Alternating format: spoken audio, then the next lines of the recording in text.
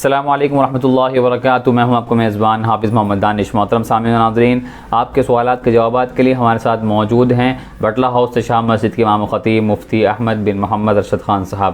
جی مفتی صاحب، عبداللہ بھائی شاہین باغ سے معلوم کرتے ہیں، بہت سے لوگ کہتے ہیں کہ پہلے اکثر لوگ نماز میں بغل میں بت لے کر آتے تھے، جس کی وجہ سے آپ صلی اللہ علیہ وسلم نے رفع یدین کیا تھا، اس کی کیا حقیقت ہے؟ بسم اللہ الرحمن الرحیم، الحمد للہ وحدہ والصلاة والسلام علی من لا نبی بعد، اما بعد۔ مذکورہ بات تو درست اور صحیح نہیں ہے، البتہ حضور اکرم صلی اللہ علیہ وسلم سے متعلق بہت ساری روایات ایسی ہیں جن میں یہ بات منقول ہے کہ حضور اکرم صلی اللہ علیہ وسلم نے نماز کے فرض ہونے کے بعد ابتدائی زمانے میں رفع یدین کیا ہے، یعنی آپ صلی اللہ علیہ وسلم بار بار نماز میں ہاتھ اٹھاتے تھے، جس کو رفع یدین کہتے ہیں، لیکن آپ صلی اللہ علیہ وسلم نے اخیر زمانے میں اس کو چھوڑ دیا تھا، گویا رفع یدین بھی منسوخ ہو گیا تھا۔ یہ امام ابو حنیفہ علیہ الرحمہ کے مطابق ہے، بقیہ اماموں کے نزدیک ابھی بھی رفع یدین ہوتا ہے، یعنی رکوع سے اٹھتے ہوئے وغیرہ، نماز کے دوسرے مقامات پر بھی، لیکن یہ بات درست نہیں ہے کہ رفع یدین کا مقصد یہ ہے کہ کفار و مشرکین یا یہ کہ ابتدائی اسلام میں لوگ اپنے بغل میں بت لایا کرتے تھے تاکہ ہاتھ اٹھانے کی وجہ سے وہ چھوٹ جائیں، یہ بات درست نہیں ہے۔ انہی صاحب کا دوسرا سوال ہے، بعض لوگ یہ کہتے ہیں کہ نوح علیہ السلام جب تبلیغ کے لیے نکلتے تھے تو ان کی قوم والے پتھروں سے مارتے تھے، یہاں تک کہ وہ پتھروں سے ڈھپ جاتے تھے، پھر جبرائیل علیہ السلام آتے اور ان کے زخموں پر اپنے پروں سے ملتے تو ان کے زخم درست ہو جاتے، یہ بات کہاں تک درست ہے؟ حضرت نوح علیہ السلام کے تعلق سے بھی یہ بات کثرت کے ساتھ بیان کی جاتی ہے، لیکن یاد رکھنا چاہیے کہ کسی بھی معتبر تفسیر اور کسی بھی معتبر تاریخی کتاب میں یہ بات منقول نہیں ہے۔ البتہ یہ بات ضرور ہے کہ حضرت نوح علیہ السلام کو اسلام کی دعوت اپنی قوم تک پہنچانے میں بہت ساری دقتوں اور مصیبتوں کا سامنا کرنا پڑا۔ حضرت نوح علیہ السلام پر ان کی قوم پتھر مارتی، یہاں تک کہ وہ بے ہوش ہو جاتے، پھر جا کر وہ ان کے گھر ڈال آیا کرتے تھے۔ اسی طرح یہ بھی بات منقول ہے کہ وہ حضرت نوح علیہ السلام کو اون میں لپیٹ کر مارا کرتے تھے،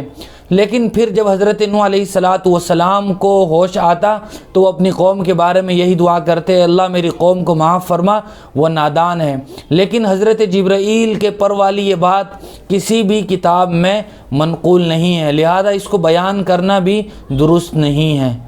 ایک صاحب کا سوال ہے، ذلی اور بروزی نبی کسے کہتے ہیں، اس کا کیا مطلب ہے؟ ذلی اور بروزی یہ دو مشہور الفاظ ہیں جو غلام احمد قادیانی نے اپنے بارے میں کہے تھے۔ مسلمہ پنجاب، ایک تو مسلمہ کذاب تھا جس نے حضور اکرم صلی اللہ علیہ وسلم کے بعد نبوت کا دعویٰ کر دیا تھا، اس کو مسلمہ پنجاب کہتے ہیں، غلام احمد قادیانی۔ قادیان یہ موجودہ ہندوستان کے پنجاب میں ضلع گرداسپور میں ایک گاؤں ہے جہاں غلام احمد قادیانی پیدا ہوا تھا۔ اس نے نبوت کا دعویٰ کیا تھا اور یہ اپنی نبوت کو ثابت کرنے میں عجیب قسم کے ہیلے اور بہانے اور عجیب قسم کی تعویلیں کیا کرتا تھا۔ انہی میں سے یہ بھی مشہور ہے کہ وہ اپنے آپ کو ذلی اور بروزی نبی کہتا تھا۔ ذل عربی میں کہتے ہیں سائے کو، وہ گویا عام فہم لفظوں میں یہ کہتا تھا کہ میں حضور کا سایہ ہوں۔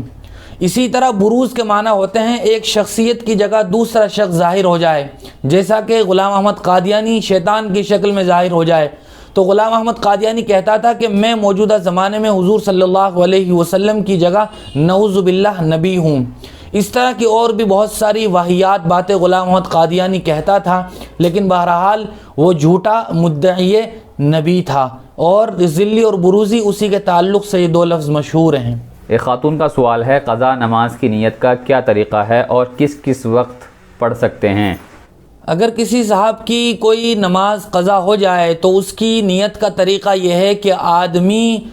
قضا نماز کی نیت کرتے ہوئے مکمل تعیین کرے کہ میں فلاں جمعہ کی فجر کی نماز پڑھ رہا ہوں، اس طرح وہ اپنی نماز کی بالکل واضح اور صاف لفظوں میں نیت کرے۔ لیکن اگر کوئی آدمی ایسا ہو کہ جس پر بہت ساری نمازیں قضا ہوں، سالہ سال کی قضا ہوں، اور وہ قضائے عمری کر رہا ہو، تو پھر اس کے لیے نیت کرنے کا آسان طریقہ یہ ہے کہ وہ یہ کہے کہ مجھ پر جتنی بھی عشاء کی نمازیں قضا ہیں ان میں سب سے پہلی عشاء کی نماز قضا کر رہا ہوں۔ اگر وہ ظہر کی نماز قضا کر رہا ہے تب بھی یہ کہے کہ مجھ پر جتنی ظہر کی نمازیں قضا ہیں ان میں سب سے پہلی ظہر کی قضا ادا کر رہا ہوں، چونکہ جب ایک ادا ہو جائے گی تو اس کے بعد جو رہ جائیں گی ان میں وہ سب سے پہلے نمبر پر آ جائے گی، اس طرح وہ نیت کرے گا۔ اور قضا نماز کو 3 مکروہ اوقات کے علاوہ جب چاہیں پڑھ سکتے ہیں۔ 3 اوقات ہیں: جب سورج طلوع ہو رہا ہو، 15 سے 20 منٹ کا جو وقت ہوتا ہے اس وقت کوئی قضا نماز ادا نہ کرے۔ اسی طرح زوال کے وقت جو 5 سے 7 منٹ کا وقت ہوتا ہے، احتیاطاً 10 منٹ کا وقت ہوتا ہے، اس وقت میں کوئی قضا نماز ادا نہیں کر سکتے۔ اسی طرح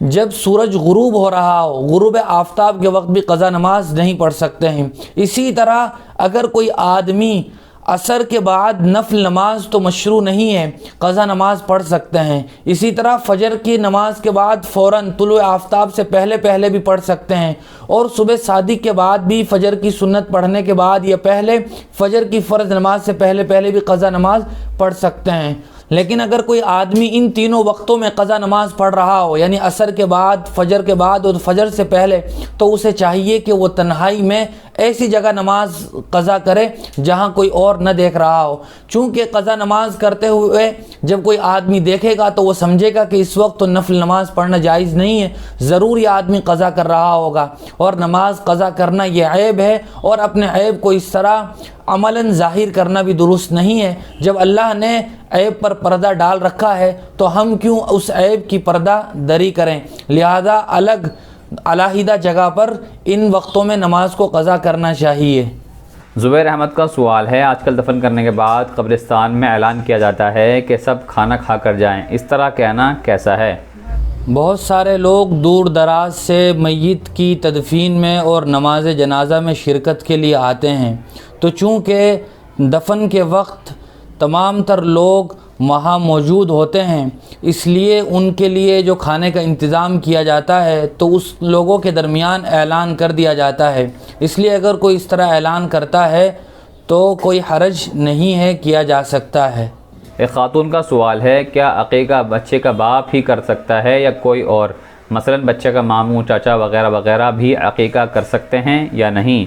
اولاً تو اس بات ہی کو ملحوظ رکھنا چاہیے کہ عقیقہ کرنا کوئی واجب اور ضروری نہیں ہے، بلکہ سنت اور مستحب ہے، اور والد کے لیے بھی ضروری نہیں ہے کہ وہی عقیقہ کرے۔ اگر بچے کا ماموں یا کوئی اور رشتہ دار، دوست وغیرہ اپنی خوشی سے بچے کا عقیقہ کرنا چاہے تو وہ کر سکتا ہے، کوئی حرج نہیں ہے۔